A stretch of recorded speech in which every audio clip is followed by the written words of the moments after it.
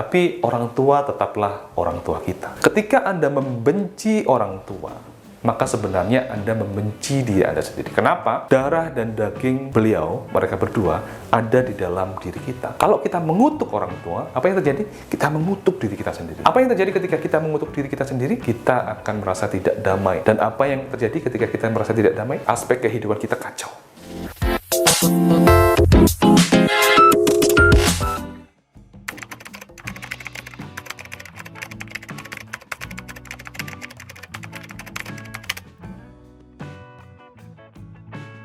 Persepsi yang harus kita bangun adalah bahwa apa yang dilakukan orang tua itu adalah yang terbaik waktu itu menurut orang tua. Ya, saya ulangi, apa yang dilakukan oleh orang tua itu menurut mereka adalah yang terbaik waktu itu. Sehingga mungkin saja sekarang mereka sebenarnya menyesal dan ingin merevisi apa yang mereka lakukan di masa lalu. Tapi kan waktu sudah berlalu, sehingga itu tidak mungkin untuk direvisi. Kita juga sama, apa yang kita lakukan sekarang ini mungkin adalah cara yang terbaik menurut kita. Tapi kan belum tentu. Kita mungkin belum memaafkan orang tua, memperlakukan dengan kurang tepat pada orang tua. Mungkin ini adalah hal yang menurut kita terbaik karena kita taunya hanya itu. Tapi ketika kita menambah wawasan bahwa orang tua ternyata dulu melakukan itu karena mereka mempunyai luka batin, mereka keadaannya sulit, dan mereka pendidikannya mungkin rendah, mungkin wawasan psikologinya juga kurang. Kalau itu dilibatkan dalam pertimbangan-pertimbangan sadar kita, mungkin kita akan berubah persepsinya. Oh ya, gak apa-apa, aku mudah untuk memaafkan orang tua. Mungkin akan seperti itu. Jadi sebenarnya ketika Anda masih dendam, belum memaafkan orang tua, ya, Anda harus mengkaji apakah pertimbangan Anda tentang orang tua itu sudah lengkap atau belum. Dan yang lebih penting lagi begini, apa yang Anda dapatkan sekarang itu tidak lepas dari apa yang terjadi di masa lalu. Mungkin orang tua dulu bersikap kasar kepada Anda, mungkin dicubit, mungkin dipukul, mungkin diabaikan, dan seterusnya. Selain Anda mendapatkan hal yang kurang enak saat mungkin Anda memiliki luka batin, begitu benci sama orang tua, atau teringat pada suatu situasi yang membuat Anda ketika mengingatnya itu rasanya nggak enak banget. Tapi di lain sisi, Anda pasti ada hal yang dikuatkan di situ. Jadi tidak mungkin Tuhan itu memberikan suatu cobaan tanpa memberikan suatu hal yang dikuatkan di situ. Mungkin ada orang yang hidupnya dulu susah, tapi itu juga membentuk pribadinya untuk tabah, untuk sabar, untuk kuat dalam menjalani kehidupan karena dia terbiasa susah. Jadi pasti ada hal-hal yang baik yang kita bisa syukuri di situ. Dan yang lebih penting lagi, orang tua itu sudah berbeda dengan dulu. Mungkin sekarang orang tua sudah berubah. Tapi kalau misalkan orang tua juga tidak berubah, ya itu adalah haknya, itu adalah kewenangannya. Kita kan tidak bisa mengubah orang lain. Kita bisa saja berharap orang tua itu berubah seperti apa yang kita pikirkan. Idealnya begini. Tapi kalau orang tua tidak bisa berubah, kita kan tidak bisa memaksa. Kita bisa mengupayakan, kita bisa membawa ke psikolog, kita bisa membawa ke konselor, ke tokoh agama, atau bagaimanapun caranya kita. Tapi kalau misalkan orang tua tidak bisa berubah, maka kita tidak bisa apa-apa. Yang harus kita lakukan adalah kita bertanggung jawab atas hidup kita sendiri. Mungkin ketika Anda kecil tidak bahagia, bisa jadi itu adalah salah orang tua Anda. Tapi kalau Anda sudah dewasa dan Anda belum bahagia, maka siapa yang patut dipersalahkan? Akankah kita mempersalahkan diri kita? Ya mungkin saja bisa seperti itu ya. Karena yang harus bertanggung jawab atas kualitas pikiran dan perasaan kita adalah diri kita sendiri. Pertanyaannya adalah, loh Mas Danang, karena orang tua itu sering menghadik saya saat ini, saya sudah dewasa, menyalah-nyalahkan saya dan sebagainya. Pertanyaannya adalah, apa yang sudah Anda lakukan untuk mengurangi atau mencegah hal itu terjadi? Kita diberikan pikiran, logika, inisiatif agar kita bisa menyelesaikan suatu masalah. Apakah masalahnya sudah diselesaikan atau belum? Yang harus Anda tanyakan pada diri Anda sendiri adalah bagaimana ya caranya agar orang tua tidak menghadik saya lagi? Bagaimana ya cara yang tepat saya menyampaikan tapi orang tua tidak tersinggung? Bagaimana ya caranya meskipun saya dihadik seperti itu tapi saya tetap santai-santai saja? Ketika pertanyaan-pertanyaan yang berkualitas itu Anda tanyakan pada diri Anda sendiri, maka Anda akan mendapat jawabannya. Jangan menanyakan seperti ini, kenapa ya orang tua saya bisa begitu? Apa yang salah dari orang tua saya kok bisa seperti itu? Anda juga akan menemukan jawabannya, dan itu tidak membangun pikiran Anda. Itu akan malah membuat Anda berpikir ke dalam hal-hal yang semakin negatif.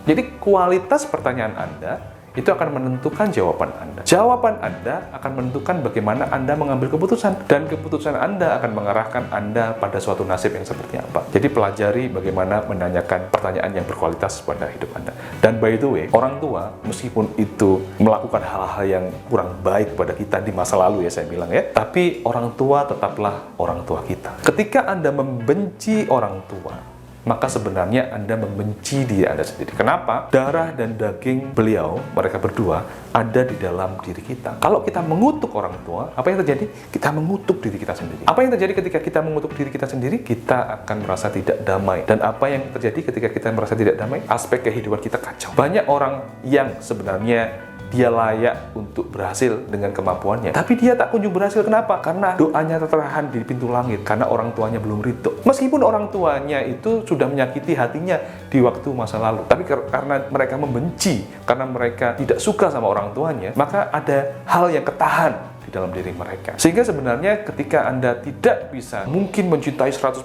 orang tua Anda karena orang tua Anda melakukan hal-hal yang buruk kepada Anda, minimal Anda netral saja deh. Minimal Anda tidak membenci, minimal Anda tidak mendoakan yang jelek-jelek pada orang tua Anda. Karena ketika Anda mendoakan yang jelek, membenci mereka, maka Anda sebenarnya mendoakan yang jelek pada diri Anda sendiri dan membenci diri Anda sendiri. Dan itu rasanya tidak enak sekali. Dan by the way, kalau Anda punya masalah dengan orang tua Anda dan itu belum selesai dan energinya sangat kuat di situ, memori itu masih Anda ingat-ingat saja. Mungkin Anda tidak sengaja mengingat, tapi ingatan itu terlalu kuat dan mendominasi sistem diri Anda. Maka ketika Anda berhadapan dengan suatu situasi di mana Anda memiliki tema orang tua, memiliki tema keluarga, maka ada reaksi-reaksi yang tidak bisa Anda kontrol karena energi tentang orang tua itu begitu kuat, energi tentang orang tua yang negatif itu begitu kuat, yang itu akan mendominasi perilaku Anda, pilihan-pilihan sikap Anda. Maksudnya apa? Ketika Anda berkeluarga, ketika Anda menjadi orang tua, maka hal-hal yang sama akan terjadi secara Anda tidak sadar. Entah itu mungkin Anda akan bersikap seperti orang tua Anda, mungkin akan memukul juga, mungkin akan menghardik juga, atau Anda terlalu memanjakan, terlalu lemah pada anak Anda karena Anda tidak mau hal yang sama terjadi pada diri anak Anda, tapi Anda melakukannya dengan sikap yang tidak logis. Oleh karena itu, unfinished business tentang orang tua seharusnya diselesaikan, karena itu akan menimbulkan dampak yang Anda tidak sadari itu terjadi, tapi dampaknya luar biasa kepada hidup Anda. Kalau orang tua punya salah, kalau orang tua punya khilaf, maafkan. Kalau kesalahannya terlalu besar bagi Anda, terlalu berat bagi Anda, karena ada kasus-kasus seperti itu,